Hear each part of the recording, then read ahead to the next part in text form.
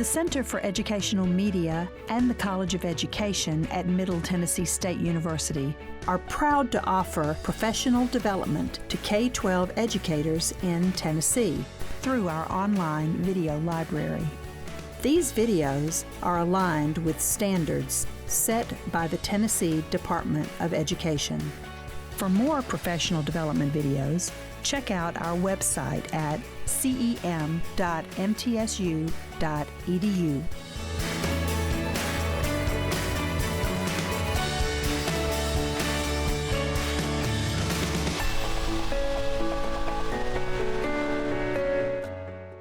Welcome back to the School Counselors Collaborative Summer Academy at MTSU. So we have a great session coming up right now. Again, as we mentioned earlier, our presenters come to us because they're nominated by their peers. And Ms. Collier has been nominated by her peers, so she is here today. So I'd like to introduce Ms. Kashana Collier. She is a school counselor in Metro Nashville Public Schools. So Ms. Collier, welcome. We're so glad you're here today. Thank you.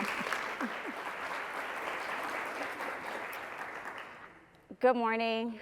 I'm so grateful to be here, nominated by peers that, I don't know, I was surprised and shocked when I got the email and the call about coming to present.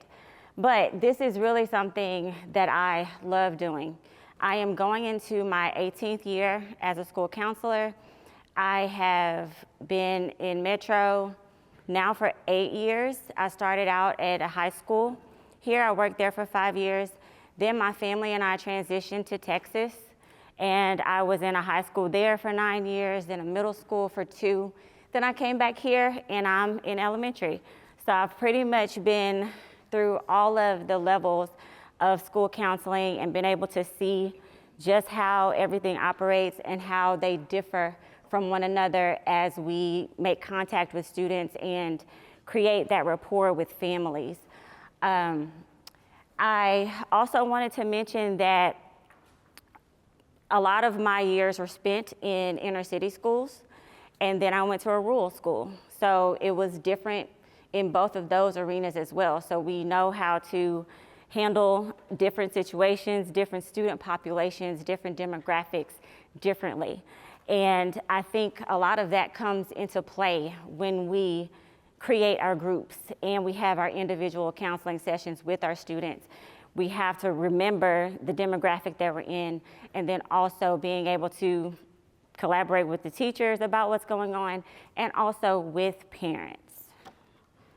So let's get started. I never want to start something and not remember our goal as to why we are here. And each year I try to go back, sit down with myself and realize, okay, why am I here? Why am I doing this job? Why am I continuing to work with these students, collaborate with teachers? And sometimes it's a tough thing. We as school counselors sometimes are pulled in all different types of directions. So we have to realize, okay, this is my why. This is why I'm here. Providing the emotional support, facilitating academic guidance, because we also are there for them when they might not be having a good day academically. Something might be happening in the classroom, they didn't have a good test day. Promoting social skills development, making sure that they are aware of their emotions, know how to handle that. Implementing behavioral interventions sometimes can be a tough one, but we are that person that the admin goes to when little Johnny is having a tantrum in class and he's dysregulated. So those are the things that we have to do. Collaborating with teachers and parents is always a big one, because we always need to be on the same page, and having those parents aware of what you're doing and how you are doing it makes everything go with ease. So building a foundation for success, I feel like we as school counselors play a crucial role in supporting not just academic growth, but also social and emotional development. School counseling provides a safe place and a supportive environment where students can thrive. By helping students develop coping skills, We are there to foster and facilitate this. And then school counselors also help with that resilience piece. So when we are helping them be resilient, we are creating future leaders, future doctors, future plumbers, whatever it is that they are choosing to do. So developing the counseling interventions. So at our school, we use the Universal Behavior Screener. So that is one part of how we develop groups, how we develop individual sessions. The screening tool is used to identify students who are at risk of future academic, behavior, or emotional difficulties. So we have an MTSSB meeting, which is what is next, is the multi-tier system of support for behavior. We have tiers 1, 2, and 3. So we have meetings every other week, and we discuss the students that are from that Universal Behavior Screener. Also, teachers can send us a referral and say, hey, this person is having trouble in my classroom with behavior. What can we implement to help them out with their day-to-day? And tier 1 is where we support everybody. Tier 2 is where you're having a little bit more difficulty with your behavior, so you might need a little extra help. Tier 3 are those students that are dysregulated most of the time. So they may be having outbursts every other day or several outbursts during the day. So we have to come up with a plan for them.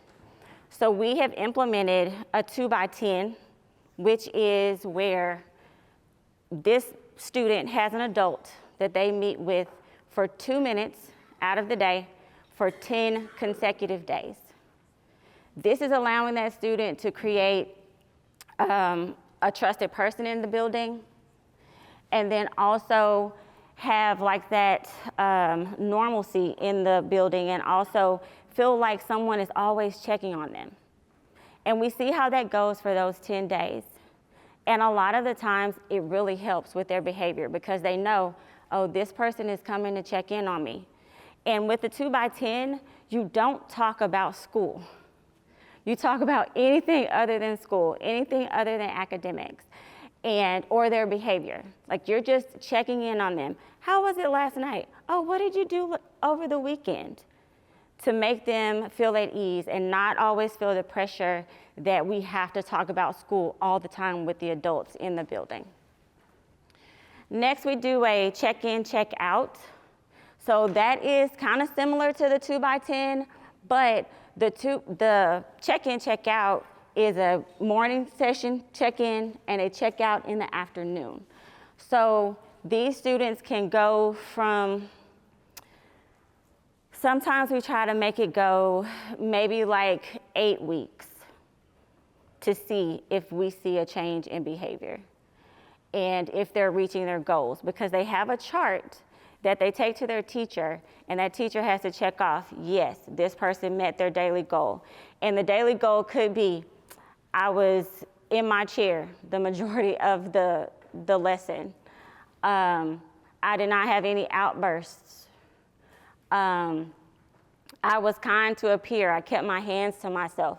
So remember, this is elementary, so we are dealing with those types of social norms that they may not be quite used to yet.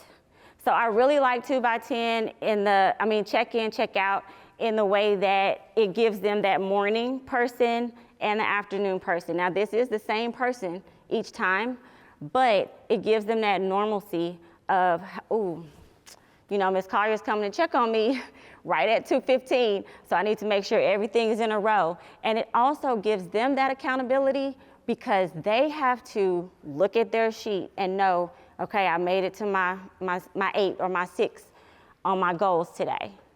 So that is their accountability for it. So then when you come, they're normally excited to show you that sheet. Like, oh, I did it today. What is my treat? And we do have incentives. So we have like an incentive box where they can choose fidgets. Some of them may choose chips, or they really love the Nutella with the little dipping stick. So we have some of those as well that they can choose from. Meaningful work is one that we started this year with our 5th graders. And it is where they have a job to do around the school. So Metro started where we have to do breakfast in the classroom. So they no longer go to the cafeteria for breakfast. So the students have to go down, pick up the warm bag for breakfast, and then they carry it back to the classroom. It normally takes more than one of them because they have a juice bag and they have a warm bag. So that is their job. And our assistant principal is the one that's usually over that because she's there in the cafeteria in the morning to kind of distribute those bags to the students. And they really feel a sense of entitlement and like, not entitlement, but a sense of pride in the school because they are doing something for the rest of their classmates. And we use this one for kids who are a little antsy, who may be a little busy all the time, and may need a little extra something to get out of the classroom every now and then. And we even have an envelope that sits in our main office where a teacher can say, hey, would you go downstairs and get something for me from Miss Walker, the secretary? So that gives them that time to kind of walk, get those jiggles out, get some energy out there, and then they return with that envelope, which is empty, but they've gone to get something. And so then they feel like, oh, I did something for my teacher, you know? And it just kind of helps them to regulate. And we know that kids need movement. And our kids today need a lot more movement than we did, you know, when we were in school. So it just gives them that little break from the academic portion or whatever it is that they're doing at that time to allow them to wiggle. So then we have group counseling. So that would be considered like a tier 2 support. And again, we go back to that universal behavior screener on how we choose the students that need to be in groups. So the universal behavior screener will tell us, oh, this student is an internalizer or they're an externalizer. So then we look at that, and with our knowledge of the students, along with the teachers, when we have these meetings and we're like, is that what we see? So what do we think would benefit them? What type of group? Do they need an anxiety group? Do they need something on social skills? What type of group do we think would benefit them? And in the past couple of years, we've had some grief groups to come from our universal behavior screener, because then we're able to see, oh, well, this person had a person to pass away. Oh, so did that one. And so then that allows us to form those groups. And it's kind of an easier way to assess them. And it's quicker because we don't have to spend so much time kind of like getting to know them before we are implementing a plan. Because what we're trying to move into is already having plans done at the beginning of the year. So if we know when we do this universal behavior screener at the end of the year, then we are bringing them right back into, hey, this is your small group. This is your individual group for this year.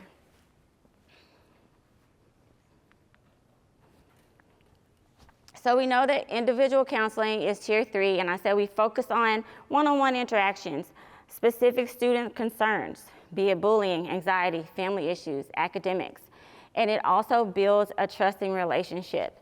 I feel like individual counseling, when we are able to do that and do it well, when we are not pulled in all different directions and our admin is giving us that autonomy to be able to have these groups, which I feel so grateful for, that my principal gives us that time.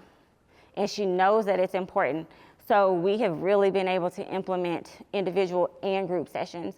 But individual for me is like, it gives me that extra time with that kid. And I feel more empowered to kind of delve into more, because you can do more with that one kid and not have to deal with, you know, everyone else in the group and all of that.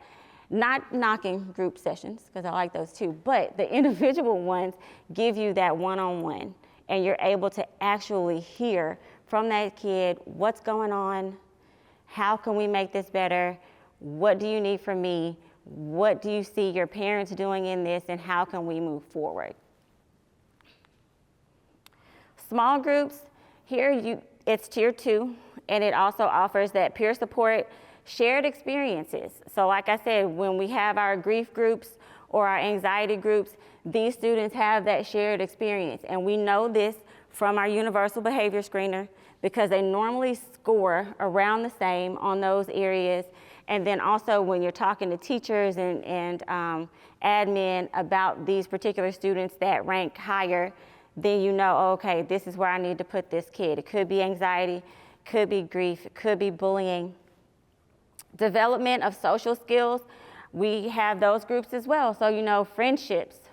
We have a lot of conflicts in elementary where, oh, I'm not her friend today, or I'm not his friend today because we had a little squirrel, you know. So it goes back and forth. And it also encourages empathy and teamwork. So when we're in those group sessions, you see where the students are encouraging each other. Oh, that happened to you over the weekend? And they're like, yeah, oh, that's happened to me before. So let's talk about it. And I oftentimes see where sometimes we may have to deviate. My lesson that I have prepared for that day might not be what we end up talking about, and that's okay. Because if they come in and they're on something else, something that's happened at school that was in their classroom and they really need to talk about it, then we might just have a time and we just talk about that. And then we just move our lesson to the next time. So we have our strategies, which cognitive behavioral therapy is identifying and changing negative thoughts. So I do this a lot with my anxiety groups. So we have to ice that thought. Let that thought freeze for a moment, and then we can replace it with something else. Replace it with something happier. Replace it with something better that could happen in the future. So that's what that is about, like that negative thought process that some students may have. The play therapy is using toys and games to work through the feelings. So I incorporate that a lot. So I will come in, and I'll talk more about that later, but we come in, we may play a game of Uno, or whatever they choose, and that is where they start to talk. In the middle of our game of Uno, it's just like, oh, Miss Carter, guess what? And I'm like, oh, what? Uno. So then we just get that whole rapport going, and they just start spilling it all out. And through that game, they have released some pressure that is on them. Next, we have art therapy, which is expressing their feelings and emotions through drawing. That happens a lot. If a student is dysregulated and comes to your room and you just put a piece of paper down and some crayons or markers, you get all kinds of things. And they start talking and it might not even be about what's going on at that moment, but it just opens them up to know that you are that person that they can come and talk to. And you also have different things in your office. You have crafts, you have crayons, you have Play-Doh, anything that is alive to them and making them feel comfortable. So solution-focused brief therapy focuses on solutions and strengths. So that is kind of something that I'm going to try this coming year to use more. So to focus on the solution. Yeah, you have this problem. Let's try to get to the solution a little bit quicker than taking like 30 to 45 minutes to talk this through. So if we can do it in quick 15 by asking questions, pointed questions, and getting them to kind of answer as much as they can. I find that elementary, you have to ask many more questions than when I was in middle school, right? So I would sit down with a middle school student and I say, oh, what happened? Blah, blah, blah, blah, blah. Everything happened. My whole world. I know everything that happened from kindergarten to 8th grade. But for elementary, it's more. So what happened today? So, okay, after that happened, then what happened? So it's a lot more of those leading questions that we have to kind of pull out of them. And so if I can focus on their strengths and try to get to a solution quicker, then that is allowing me to help more students. And then also that student also goes back feeling empowered and ready to move on with their day. So the flow of my intervention, the flow of how they come into my office. So normally I'll have some music playing. I do have a screen that I have in my office, and I'll have the music on there, and then also I'll have a timer up. So that timer is letting them know, oh, we have either 15 or 20 minutes for our session today.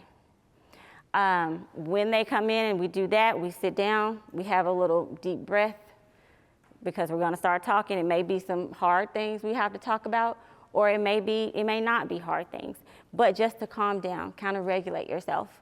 Then I'll do a temperature check. So I have that on my wall. It looks similar to the one that's on the screen. So tell me where you are today. You happy, you're worried, you sad? What's going on? And it may be the same thing every time, but then one time it may be, oh, I'm worried today. There was a tornado last night, so it kind of made me uneasy. So you never know. So that's why I ask each and every time, what is your temperature today? How are we starting off? And then we'll do reading. So normally I'll have a book that goes along with the lesson that I'm doing of the day. So again, I'll go back to anxiety, because I have a lot of those. I'll have a book that's on anxiety, and we'll look more at that at the end, where I get my books from and how and what books will help with certain things. But we'll do that story, and then we'll have a discussion about it. And how does this make you feel? Have you ever been in this situation before? Or have you experienced something similar to what this person experienced in this story? And so then we'll have an activity. Be games, drawing, modeling clay, a cut and paste, or role playing. I find that when I'm in groups with my 3rd and 4th graders, they really like role playing.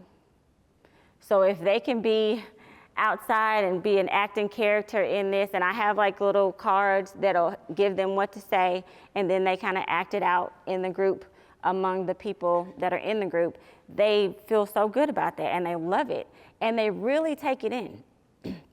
And then when we come back to our discussion to conclude, it's like, oh yeah, I really, like this. I like the role playing. Can we do more of that?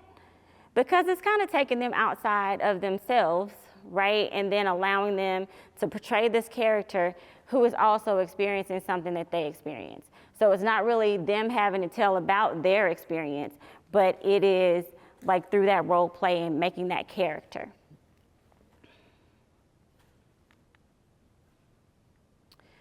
So ethical considerations. We always have to think about the ethics in it, right? So what do we tell our students when they come in for individual sessions? So how many of you have to have permission for individual sessions? What about groups? Yeah, so we don't have to have the permission for individual, but we do have to have it for groups, for sure. And that goes home to the parent, and it has to be brought back signed before I can bring them into my office to meet with the other students. Now, for an individual, do I tell the parents, are we in contact? Yes. But if that student just wants to come and meet with me, I don't have to call the parent and say, hey, I have your kid in my office. We're talking about worries and anxiety. I don't have to do that. I can just go ahead and meet with them, and we have that session. We always want to talk about harm to self, harm to others. Is someone harming you? So that they know, if you tell me about any of these things, I'm obligated to tell someone else. And it may not be your parent. So that may go, a little bit further. And we might have to have a DCS referral or something like that. So they need to be aware that I'm not breaking your trust right now, but I have to tell someone about what you just told me. That informed consent for the group counseling, and then collaboration. I always like to, when I'm doing a group, and we'll talk more about that too, in the lessons that I have, it has a letter that can go, or a little short, paragraph that can go to the parent and then one to the teacher. And normally I just email it to the teacher. I don't send the students back with paper, but I do send the paper back with the students for the parents. Because I find when our parents know what we talked about in our sessions, then they are better able to carry over and do some things at home. And I might just jot down, okay, this is what we experienced today in group. It was a little off today, or we had a great day today in group, and it just adds to what is on that letter telling them about what we did on that particular day. And I find that the parents really appreciate that, and they always want to know more. So what happened then? What happened after that? And I tell them too, you know, some of that stuff just stays in between us. And if I have a need to tell you what happened or what's going on, then I will. But just trust that what we are talking about is something that we agreed to. We said that we were going to talk about anxiety, then that's what we're talking about. And if I need to tell you more, then we will. And I find that the parents are understanding. They're like, okay. I'm just concerned, just trying to figure out what's going on. So, but it's always good to keep them in that loop. Not everything, but just enough where you're not telling too much from what the student has told you. So assessments. I do a pre and post assessment of the group sessions. And it's just, if it's the anxiety group, what causes you to feel worried? What are some things that could ease your mind? And it's just kind of like a little jot down, or it could be like a smiley face or a sad face, like for my kinders. They can do a smiley face, sad face to mean how they feel about that particular question. Because I want to know how you come in, and then when you're leaving me, have we made that progress that we're looking for? Sometimes it may be not. We have not made the progress that we're looking for in these 7 or 8 sessions that we do as school counselors. So then what do I have to do? Talk to the parents. Maybe they might need a little outside help, some outside services to kind of go along with this. And sometimes parents want that safety net of you still being there and you still seeing them. So that's where I have a hard time. So I'm like, oh, I have to move on, to these other ones, but then I know that this kid is still struggling a little bit. So what do? Well, that's when I kind of do like a check-in. Like I don't have a whole session with them, but it may be going up to their classroom. Hey, come here, talk to me for a second. How's it going? How are you feeling? That type of thing. And if they've started to go to counseling outside, how is that going for you? How does that feel? Are you really having a rapport with your counselor? Things like that. Just so they know that I haven't forgotten about you. You're still on my mind, but we just can't have that same group or that same individual counseling sessions as we used to, because we've already gone through everything that's in my scope, and so then I had to move you on to someone else.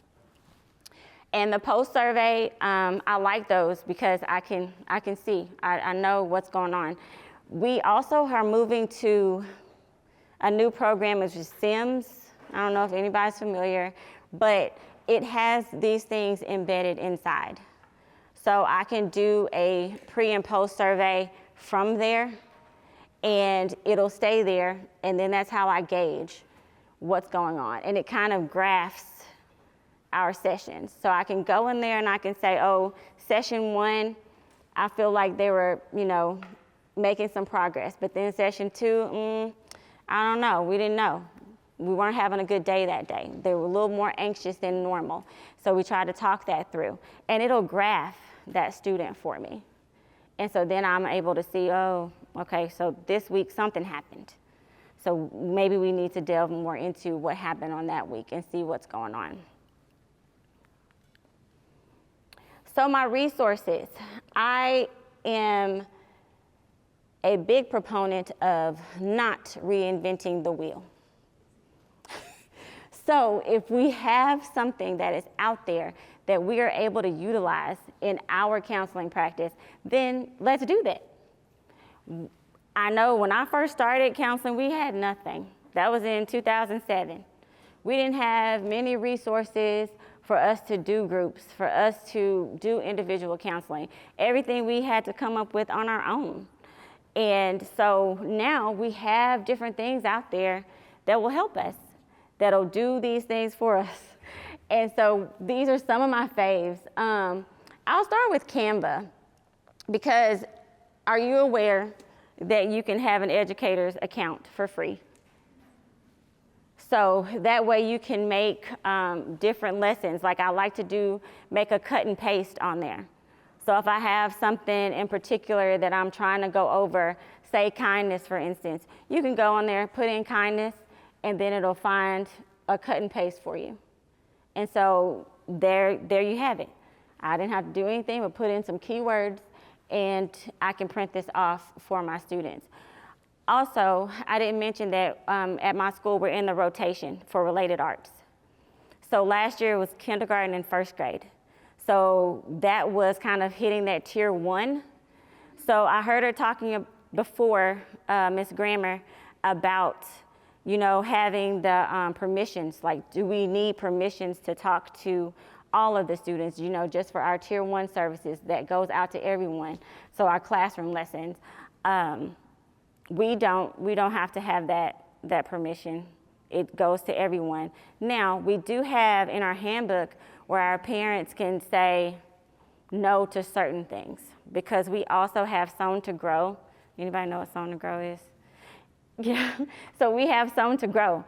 And it is a system where they do weekly, monthly check-ins, and they say how they're feeling. And then if something alerts, it'll send me an email and say, oh, hey, what this person said. And it could be something like my dog died. So then it will alert me to say that, oh, this person had a dog that died, and then I will then pull them in and we can talk about it. So on that Sown to Grow, parents can opt out. They can opt out of having their students doing that. But for our tier 1, where we go to everybody, there's no opt-in or out for that one. We do it for everybody. So that's where we called our kindergarten and first grade students for tier 1, was in that rotation. Now, we weren't too happy about the rotation, but it did kind of help out in that sense of getting students what they need and not having to set that up with the teachers. So normally we're setting things up with the teachers to do that tier 1 service. The next one is the counselor collab. So for this one, this is where I get the majority of my lessons. So if you can see on this one, she gives different lessons. And let me go to the resource library. So if you want in a group or individual curriculums, you can go here. And you can see all the lessons that she has here for those particular things. Now, our district did something different where last year they paid for us to have a subscription. All the counselors have a subscription to this. But you can get one individually. If you go on here, it'll ask you about like signing in or getting login information and things like that. But I found this to be extremely helpful because I don't have to think about every little process, right? I can help more students because I'm not having to plan as much. I really like the Feelings Monster. I did this as a group and individual. So with the group, I found that it was super fun as much as it was with the individual one because it has the different monsters that you can see, and each one represents something different. So proud, sad, worried, anger. And it goes through the process of how do I feel at home? How do I feel at school? And so then if anger is at home and then worry is at school, then you kind of see, oh, okay, so what's making you angry at home? So what's kind of happening there, to make you angry at home? Why do you feel worried at school? Because what they do, you see how they have the school right there, and then they put whichever monster that they're feeling or whatever comes up about school or at home in front of those buildings. So I really liked this one, and it allowed me to just delve down more into what that student was feeling. And again, it was play-based. The thoughts, feelings, and actions, I did that one with an individual. I know it says group, but I did it with an individual, and it still worked. It had the activities. You could still do them with one student as opposed to 5. So that's what I really like about her curriculums that she has in here, is because they can work either way. The games can go either way, because you can play the game with the student if it's individual. In the groups, you can still play the games with the kids, but it just makes it more interactive.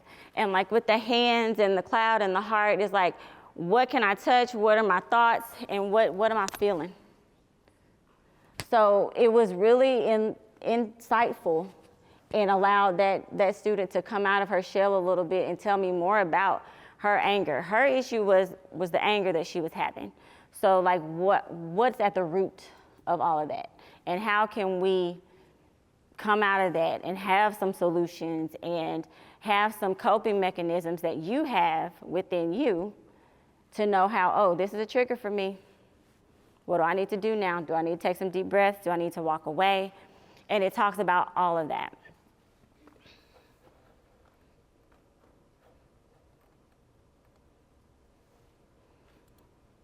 I also talked about the book database before. So she has all of these books. And then also at the end of the lessons, she has different books that go with that particular lesson. So you might not have to come here unless you're doing something totally different. I use this library if I am doing like just something I need real quick.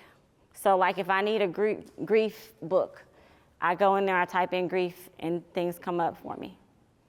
So it just kind of gives me that easy access to different things, again, so I'm not as stressed trying to look for things to do and trying to find those activities and different things for the students. She also has trainings on here. I've done a couple of those, which were for counseling theories and for behavior. We are also this year meeting with our behavioral analyst because we wanted to have some things in our pockets to be able to help students like right then and there without having to go to her. So what are some level 1 behavioral strategies that you have that will allow us to better serve students when we have someone where the teacher calls and says, oh, this person is dysregulated, can you come and help them? So they're knocking over chairs and flipping the tables or desk or whatever the case may be. So how can we help in that moment if we don't have you? Because she's not with us every day. So we're just kind of wanting some strategies to be able to go in there and better facilitate those types of moments. And one last thing on the assessments is being fluid and being flexible. Because we all know, like I keep saying, we are pulled in so many different directions that everything might not go as planned on that particular day. I might have a group planned right now when another crisis is happening. So then how do I tell these students that come to my group, hey, I'm sorry I had an emergency. We'll have to meet another day. And that other day might not be until next week when we're actually scheduled to meet. So just kind of having that open conversation with the students. Yes, they may be disappointed, but this is kind of the way that works. I try to tell them all the time, will I be there right away all the time when you tell your teacher that you need me? Maybe not. But did I Write it down, and will I come see you before the day is over? Yes. I cannot be in all the places. Yes, that is right. Can't be in all the places all the time. But I'm willing to help you, and I want to help you. All right. That's pretty much it for me, guys. Do you have any questions or, yeah? I was just wondering, in the beginning you talked about a screener that you use. Is there a certain one, or is one that you've made? Just curious as to what that looks like. It's called the Universal Behavior Screener. Okay. Yep, so that is the exact name of it. Okay, I wasn't sure if it was that or if you created one. Okay, No, good. it's that is the one that we use. Perfect, thank you. Along with other things. So we always try to say too, this is not our only source of development for our groups and for our individuals. Great, thank you. How do you deal with the student that you do see progress in, you're working with them, but then you notice they start to manipulate and they're using you to get out of class time, to get out of things they don't want to do? Great question. So normally I try to back away slowly once I see that manipulation starting. And it's pretty quick that we can tell, right? But just kind of back away slowly and talk to them about it too. We have to be in class because that's what we are here for. Now, do I care for you? Yes. I want to see you do well. I want to see you excel. And then I've also gone to a classroom before for just like 2 minutes. Don't come to me, I'll come to you. So that way they're still in the classroom, still getting instruction, but I'm just in there, like as just, I'm here with you. Hey, how you doing? You know, that type of thing. I see you're doing your work, great job. I'll come and check on you again. And so then that kind of eases them too. I kind of feel like when they start the manipulation, it's a little anxiety too.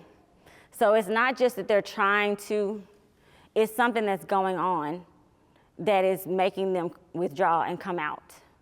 So you might see that it always happens during math, right? So, oh, I need to see Miss Collier. I need to see Miss Collier right now. And it's math class. So if you can go in and kind of reassure, yeah, I'm here, but you can't come to my office right now, but I'm there for you.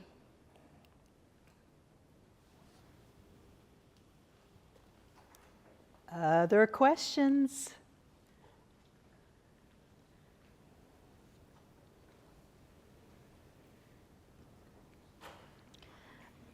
Ms. Collier, I have a question for you. With your background in high school, middle school, elementary school, we have a student sitting in the room who's studying to be a school counselor.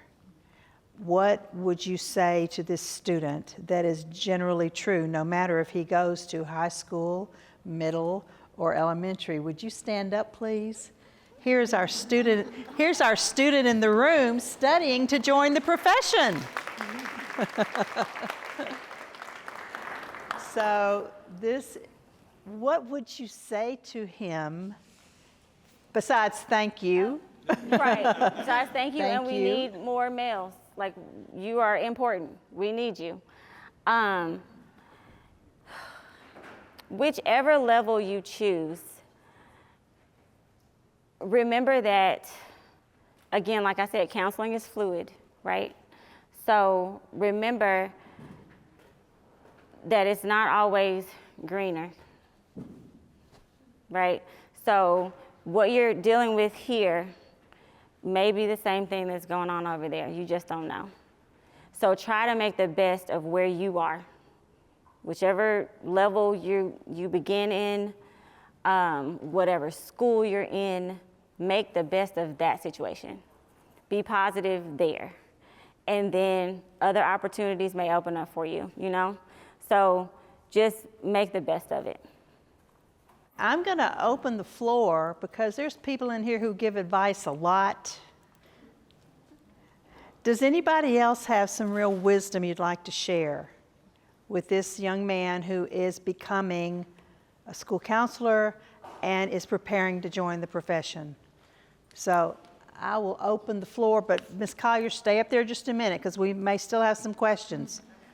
All right, here's something right here. So get ready, take notes. Here comes some advice.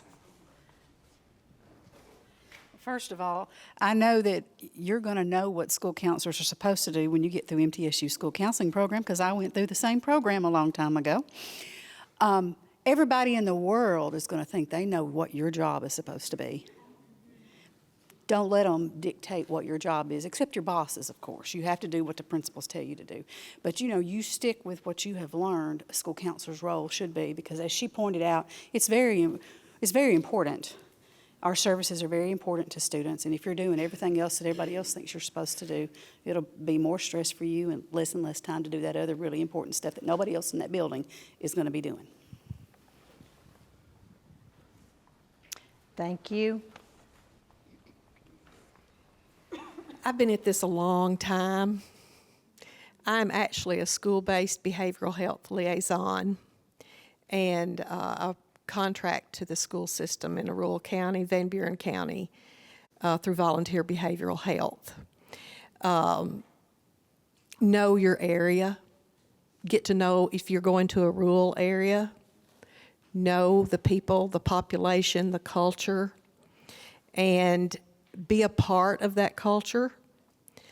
It's important so you can relate to the needs and what the children are actually experiencing.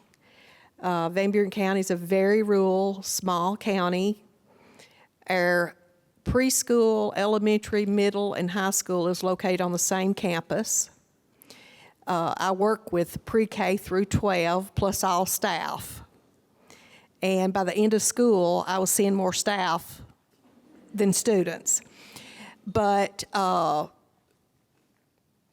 when a lot of our new liaisons come into place, especially fresh graduates, they go into places they're not familiar with. They may not even be from a rural area. They may not even be from the state.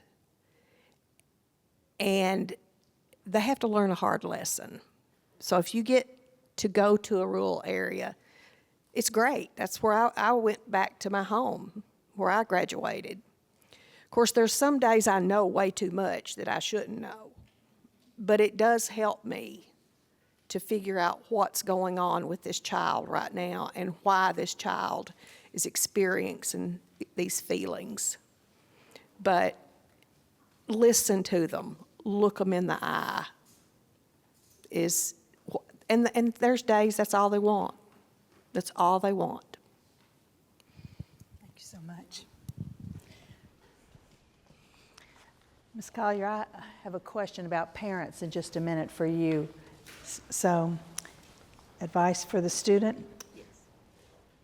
So I just wanted to say, to go along with what she's saying about other people may know more about what they think you do. The biggest thing is, because principals ultimately have a decision in your building, is that they have to know what you do. You have to educate them sometimes about what you do, and also advocate for your program using data. Like, you're going to have to do that for principals to really understand what your role is, because if not, they're going to put you in places that may not be in your role. Okay? Thank you. There's someone right over here, okay? Mm-hmm. Something that I have learned is, even if you've got something scheduled or a to-do list, it might get thrown out the window, and no 2 days are going to look the same. So you got to be flexible, and you've got to be protective of your time. So if you do have, an individual session or a group session scheduled, unless it's an emergency that you're being called to, do your best to keep those commitments, because those students do look forward to that time. And if you're having to cancel constantly, you're another person that's letting them down. And I did have a question for Kashonda too. With your individual and small groups, like, how do you find time in the day? When do you find time in the day? So I have it all scheduled out. So I try to not interfere with the related arts. And we have something called bulldog time, which is where, certain students may have to do tutoring, for TCAP, things like that. So I may pull them from one day of that. And I know, did I mention that I'm trying to do 15-minute sessions? Did I mention that? Okay. So I'm trying to do that 15 minutes to really pinpoint it, and maybe twice a week. So maybe a Tuesday, Thursday, 15 minutes each. And I still get them for 30 minutes a week, but not 30 minutes all in the same day, which is taking up way more of my time, right? But I have a strict, as strict as it can be, right, schedule of when they come.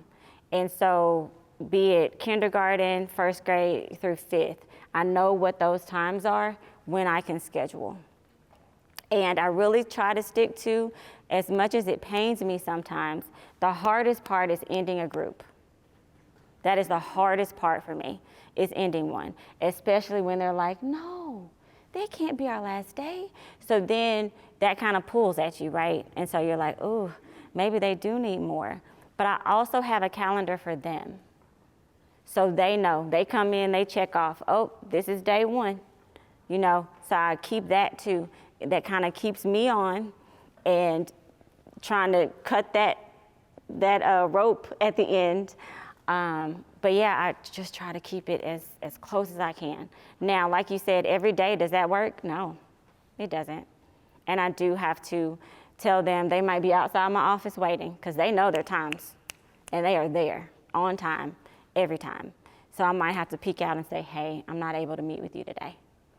And then, they just go back up and they tell their teacher. Or if I know something in advance, I'll email that teacher and say, hey, I don't think I'm going to be done by the time their group starts, so can you just keep them? But it's that calendar. I live by that and try to stick to it as much as I can. Even when admin is asking me to do something, I'm like, oh, hey, let me look at my calendar. And if I'm booked, I'm booked. I can't go and cover for this teacher because they're absent. That's not my deal. It's not my bag. So I try to stay in my bag, stay where I'm supposed to be in my lane. And that kind of helps me too, right? To not deviate from the focus, right? So I just try, I can't do it today. I'm so sorry. I really wish I could, but I can't, not today. But yeah, that calendar, I know it's hard though. And Ms. Collier, I'd like to follow up too. I heard you mention parents several times in your presentation. Can you elaborate a little bit on how you engage with parents, how you, I won't say mediate necessarily, but how you engage with parents, particularly those who may not want to engage with their child, or who are too engaged and want to drive the situation. Would you talk some more about that, please? So let me start off by saying I have both, right? The helicopter and then the not so helicopter. And our PTO is extremely strong at my school. So there are parents everywhere, every day, all the time. So they will grab me in the hallway and say, hey, can we talk about, and I may not be able to at that moment. So I say no. I'm sorry, I'm moving on, I'm going to this. But I try to keep it open. And when I say no, and I can't do it right now, I'll email you later. And I give myself grace of those 24 hours that I use, and I will write it down. And I'll say, you need to call Becky's mama, whatever the case may be. But I try to keep that open. And whenever possible, if they're up there and they're wanting to talk to me and I have the time, I will talk to them. And I feel like that creates that, oh, she is available. She does want to keep me in the loop. And sending those notes home, that saves me a lot. Sending notes home about what the groups were about, or making that little extra phone call if their student had a bad day that day, and just say, hey, I also met with them. I know admin met with them, but just let me tell you a little bit about what was happening and what my view was of this situation. So then I feel like that creates that trust where then they don't always feel like they have to check in on me to make sure that I'm doing what they feel I need to be doing, because I already called you. I called you first. You know, I'm getting to you before you can try to get to me. So I feel like keeping that open, and when they do come, unexpected, unannounced, if you do have the time, then go ahead and meet with them right then. And it doesn't have to be long. You can tell them when they sit down, hey, I have 10 minutes. So just, let me know what's going on, what's happening. You know, so give them that. And so they know that your time is valuable. Thank you. More questions for Ms. Collier? More tidbits of advice for, tell me your name. Q back here, future counselor. Questions for Ms. Collier, advice for Q. Oh, I'm walking right past, right here. Yes. First of all, welcome, Q, to the madness. But also, if you don't have a job, please be patient. Get any kind of position you can, just get into education. It took me a long time. I was a substitute teacher for a while.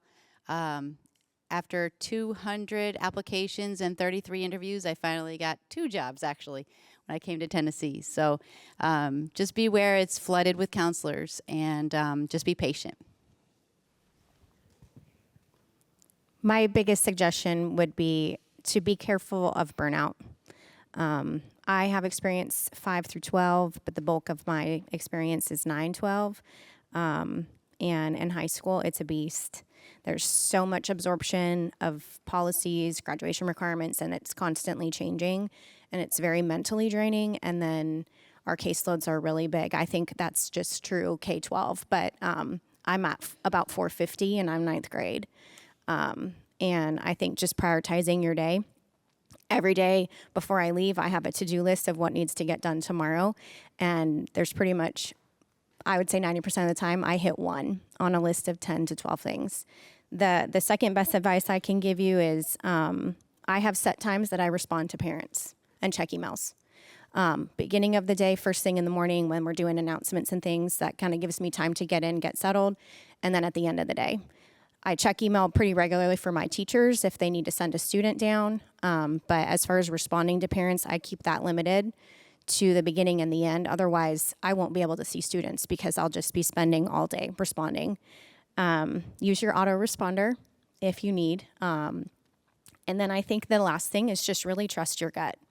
When you have a student that walks in and you just have that spidey sense that something's not right, there's something there. So use that intuition and press into that. And a lot of times, I don't know what grade you'll obviously be going into, but building rapport and gaining their trust and their respect is huge. So whatever incentives, I know we've talked about like toys and snacks and things, whatever incentives you feel is appropriate for your age group.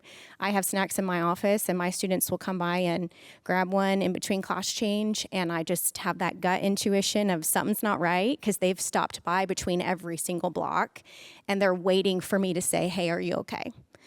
They're waiting for me to welcome them into my office, and I always give my students the option to close my door. That's also another thing that I've done. There's times where they want it open and there's times they want it closed, and I never make a student feel like they're boxed into my office and I don't close it. My students all know if you want a private conversation, you need to ask me. And that's kind of the thing I do when I introduce myself to my new class is, hey, here's what you can expect from me. And here's what I need to expect from you. We got to build that mutual trust and mutual respect. And lastly, the door will always remain open unless you ask. So, yeah, that would be my best advice. So last comment for Q will come from the gentleman in the back row. So step up here where you can face to face. Here's Q sitting around the corner right here. Yeah, there he is, yes. Wow. Okay. No, I'm just kidding. As you can see, we're very few males in here, so this is a very female-dominated profession, which I'm grateful for. Thank you all for all you do. Not knocking that because it's a great profession. As a school counselor, I think being one of the few males, I think there's only 3. I'm from Murray County Public Schools. I think we have 3. I think we're up to 4 males now out of 30 counselors. So one thing that I've learned is to be flexible, especially when you're on a team. Just learn to work with your coworkers, build off each other. Especially when I'm on a team with mostly females, is building off our strengths. There might be times where a male counselor may be needing that situation, just building off those strengths. Also, being a male, you're also more of a role model than what most would assume because of your demeanor, your stature in the school. A lot of males look at you to see how you react in emotional situations. Also, you got to teach males how to open up. And that's one of the things that I've had to learn, even as a male myself, to show them that it's okay to, what they might seem as weak, but you're not weak. It's just open up about your feelings, things that might be going on. Because a lot of these males may, or even females, have not seen a male with those openness to, break into some of those feelings and emotions. So just being open to them as well, being transparent, honest, those type of things. It is hard being a male counselor at times. I do agree with that because people might seem or think of different things that a male might be. But ultimately, though, it's a great profession, very rewarding. I'm glad you're coming in as a male because we need more males. But again, it's a great profession. I'm glad you're choosing to be a school counselor. So we've kind of had a spontaneous advice giving time, but let me say that Kashana, we have one more. Oh, sure, please wrap it up, Q. Yes, I would. Hello, check. Yes. Check. Okay. I was just gonna say I wasn't expecting that at all, so I'm just super grateful for all the wise wisdom that I got. So I am starting a school counseling positions K-8 at Eagleville School. So I'm super excited about that. Of course, super nervous. So all of the wise words and just encouragement was super helpful. It helped me calm my nerves like a tad bit, but I just wanted to say thank you, and I appreciate it. Okay, we hope to see you at the next collaborative, Q. So Ms. Collier presented today on behavior, which is one of the topics that has been requested over and over and over again. So thank you so much for being here. Thank you for, it's a little nerve-wracking when you get a cold call out of nowhere to say you've been nominated. But I really appreciate you being here and sharing your expertise and your experience from the big ones to the little bits and how you've had success. So thank you for being with us today. Thank you so much.